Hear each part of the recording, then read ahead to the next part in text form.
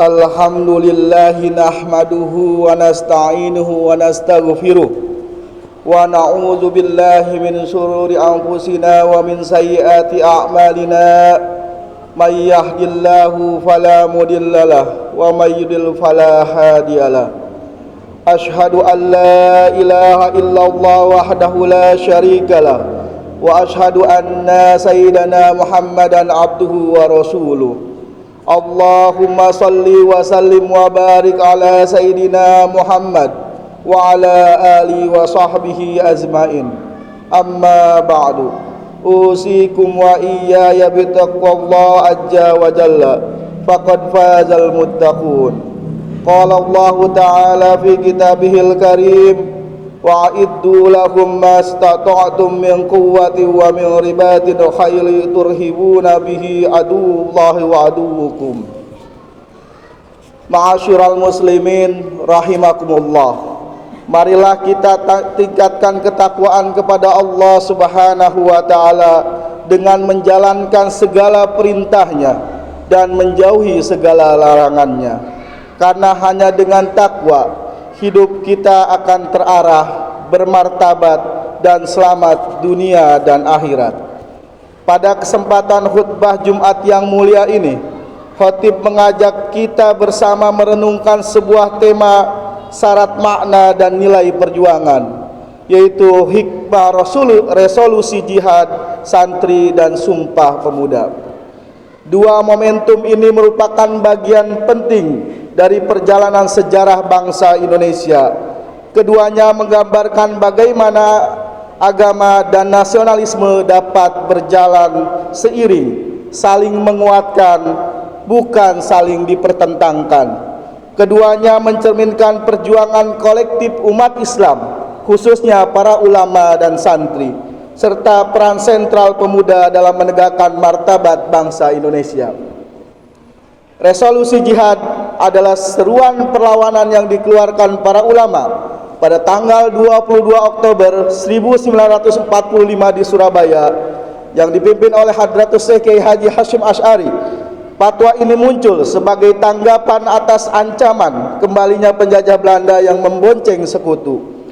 Seruan ini menyatakan bahwa membela tanah air dari penjajah hukumnya wajib bagi setiap muslim. Bentuk perlawanan ini bukan sekedar fisik, tetapi lahir dari kesadaran iman bahwa membiarkan kezaliman adalah bentuk pengkhianatan terhadap ajaran Islam. Fatwa resolusi jihad menjadi bukti nyata bahwa Islam tidak mengajarkan umatnya untuk pasrah dari keterjajahan, tetapi mendorong tegaknya kehormatan, keadilan, dan kemerdekaan. Prinsip ini sejalan dengan firman Allah Subhanahu wa taala dalam Quran surat Al-Anfal ayat 60. A'udzu billahi minasyaitonir rajim. Wa'iddu lahum mustata'tum min quwwatin min ribatil khayli turhibuna bihi aduwallahi wa aduwukum. Persiapkanlah untuk menghadapi mereka apa yang kamu mampu, berupa kekuatan yang kamu miliki dan pasukan berkuda. Dengannya persiapan itu kamu membuat gentar musuh Allah dan musuh kamu. Ayat ini menegaskan bahwa Islam memerintahkan umatnya untuk memiliki kesiapan kekuatan dalam mempertahankan diri dan negeri dari segala bentuk ancaman. Kekuatan yang dimaksud bukan hanya kekuatan militer, tetapi juga kekuatan iman, ilmu, ekonomi, persatuan, dan strategi perjuangan. Imam Fakhruddin Ar-Razi menjelaskan dalam tafsirnya, wa hadza dalilun ala wujubi ahdil ihtirazi wal ihtiyati fi muwajahati adui. Ayat ini menunjukkan kewajiban waspada dan siap siaga dalam menghadapi musuh. Jihad membela bangsa bukan hanya dengan angkat senjata. Di zaman damai seperti sekarang, jihad dilakukan dengan ilmu, dengan pendidikan, dengan kerja keras, memajukan bangsa, memberantas kemiskinan, serta melawan kebodohan dan perpecahan. Hadirin rahimakumullah, sebelum resolusi jihad, tepatnya pada tanggal 28 Oktober 1928, para pemuda Indonesia dari berbagai daerah berkumpul dan melahirkan Sumpah Pemuda. Ikrar 3 butir itu menjadi pondasi persatuan nasional, bertanah air satu, berbangsa satu, berbahasa satu. Sumpah Pemuda menjadi titik awal lahirnya identitas kebangsaan yang menyatukan berbagai suku, tradisi, dan kebudayaan. Resolusi Jihad dan Sumpah Pemuda menghadirkan satu pelajaran penting: agama dan nasionalisme tidak bertentangan, tetapi saling melengkapi. Islam mengajarkan cinta tanah air sebagai wujud syukur atas nikmat Allah. Karena itu, menjaga kedaulatan negara, memakmurkannya dengan ilmu, serta membangun masyarakat yang adil dan bermoral adalah bagian dari pengamalan iman. Semangat persatuan ini memiliki nilai Islami yang kuat karena Allah Subhanahu wa taala memerintahkan umat manusia untuk bersatu dan melarang perpecahan. Dan Sumpah Pemuda adalah bukti bahwa perjuangan bangsa ini lahir dari semangat kebersamaan, kesadaran sejarah, dan cita-cita luhur untuk merdeka dan bermartabat.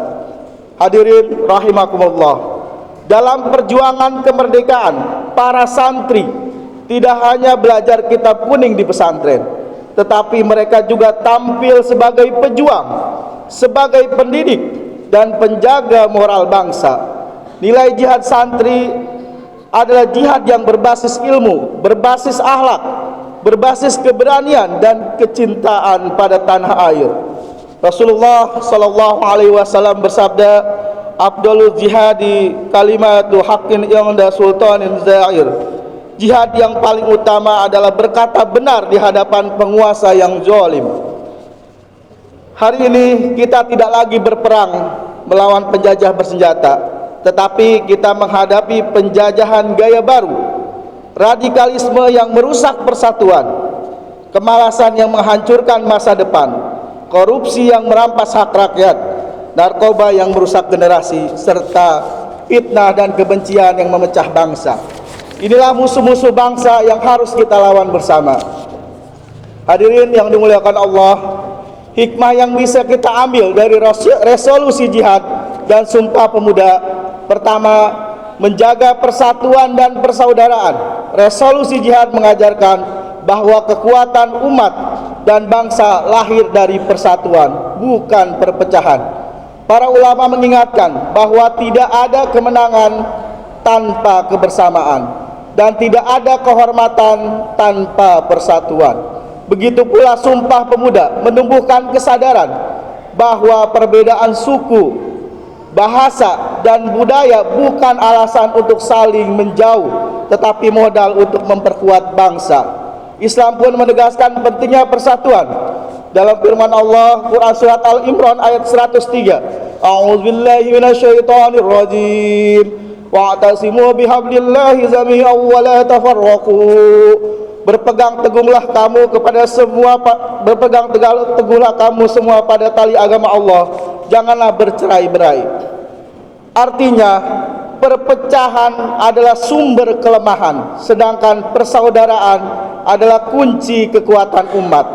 Pada masa kini, hikmah ini mendorong kita untuk menolak segala bentuk provokasi, fitnah, adu domba, serta isu sara yang merusak keutuhan bangsa.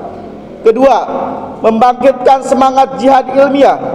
Jika dulu jihad dilakukan dengan angkat senjata melawan penjajah, maka jihad hari ini adalah jihad ilmu dan peradaban. Para santri berjihad dengan menuntut ilmu, membangun moral, mencerdaskan bangsa, dan memberi solusi bagi masalah umat melalui pendidikan, riset, dan karya nyata. Jihad bukan hanya perang, tetapi juga kerja keras, memperbaiki diri dan masyarakat. Rasulullah sallallahu alaihi wasallam bersabda, "Thalabul ilmi faridatun ala kulli muslimin." Menuntut ilmu itu adalah kewajiban bagi setiap muslim. Sehingga santri masa kini harus menjadi ilmuwan, harus menjadi pendidik, harus menjadi pengusaha dan pemimpin yang berakhlak, bukan hanya ahli ibadah. Inilah makna jihad ilmiah yang membangun kemajuan bangsa. Ketiga, nasionalisme adalah bagian dari keimanan. Resolusi jihad membuktikan bahwa cinta tanah air bukan bertentangan dengan agama, melainkan bagian dari iman. Nasionalisme dan Islam bersifat bermartabat, berlandaskan akhlak, keadilan, dan kemanusiaan. Ulama terdahulu menegaskan hubbul waton minal iman, bahwa cinta tanah air adalah merupakan bagian dari iman. Oleh karena itu, membela negara adalah ibadah, bukan sekedar urusan dunia. Bentuknya tidak hanya menjaga batas wilayah, tetapi juga melindungi bangsa dari kemiskinan, kebodohan, kerusakan moral, radikalisme, dan perpecahan. Mengajar anak agar berakhlak, menolong fakir miskin, melawan korupsi, dan menjaga keamanan negeri, semuanya adalah bagian dari pengalaman keimanan. Keempat, moderasi beragama sebagai fondasi keberagaman. Baik resolusi jihad maupun Sumpah Pemuda, keduanya mengajarkan keseimbangan antara agama dan kehidupan berbangsa. Indonesia merdeka bukan karena kekerasan agama, tetapi karena pemahaman keagamaan yang bijaksana dan toleran. Ulama Nusantara menolak dua hal. Pertama, ekstremisme agama yang memaksakan kebenaran dengan kebencian, dan kedua, sekulerisme anti agama yang ingin memisahkan antara agama dan dari kehidupan.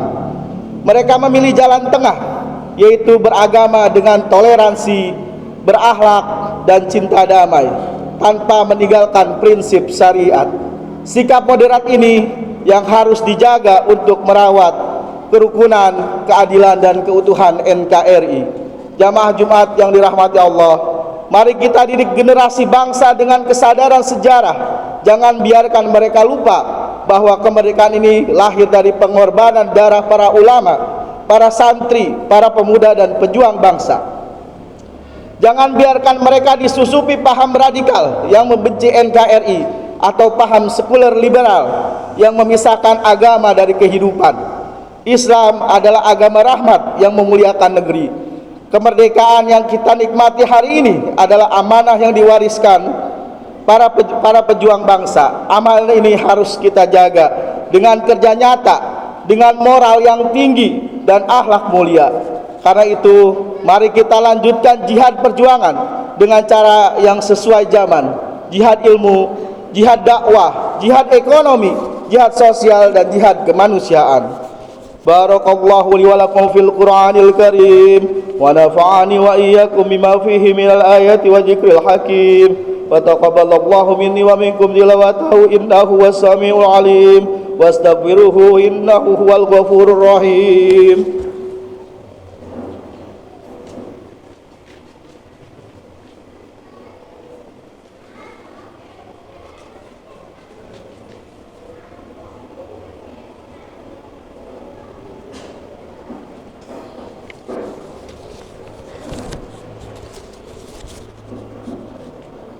Alhamdulillah, walhamdulillah, summa alhamdulillah.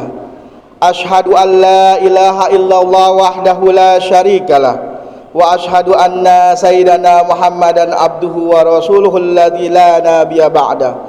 Allahumma salli wa sallim ala nabiyyina Muhammadin wa ala alihi wa ashabi wa tabi'ahum bi ihsanin ila yaumil qiyamah. Amma ba'du, fa ya ayuhan nas usikum wa nafsi bitaqwallah faqad fazal muttaqun.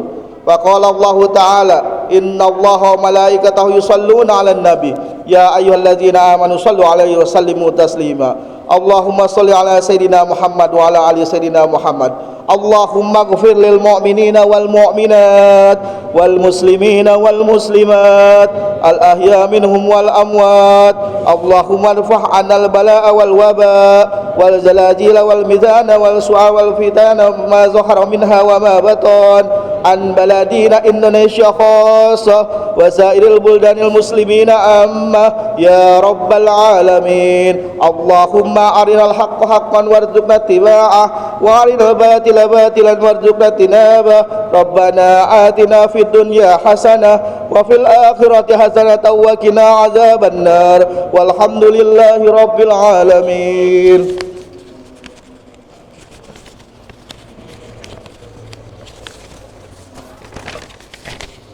Ibadallah, innallaha ya'muru bil adli wal ihsani wa ita'il qurba wa yanha 'anil fahsya'i wal munkari wal baghi ya'izukum la'allakum tadhakkarun wazkurullahal 'azim yazkurkum washkuru 'ala ni'mati yazidukum wa la dzikrullahi akbar.